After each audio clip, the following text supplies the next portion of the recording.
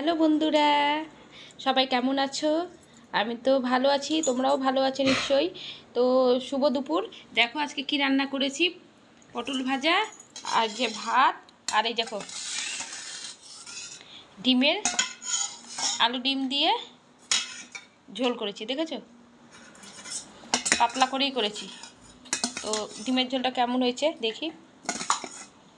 খেতে তো খুব ভালো লাগে, দেখছো ধুমা উঠছে।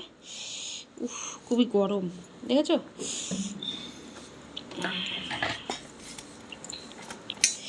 উফ,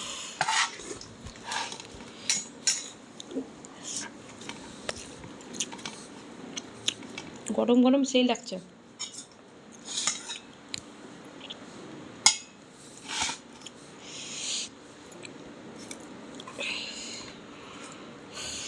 আর ভালো থাকবে, আর আমাকে সাবস্ক্রাইব করে দেবে, আর আমি লাইক কমেন্ট করবে।